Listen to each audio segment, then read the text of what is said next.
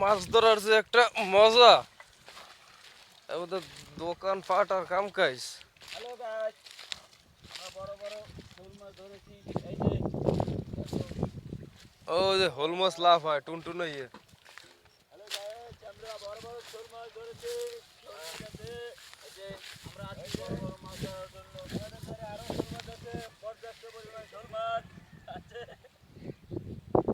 আমরা এটাকে বিক্রি করব, বিক্রি করে তারপর আমরা পাঙ্গাস মাছ কিনে আনবো, কারণ শোল মাছ আমাদের খাইতে ভালো লাগে না। পাঙ্গাস মাছ কিনে আনবো।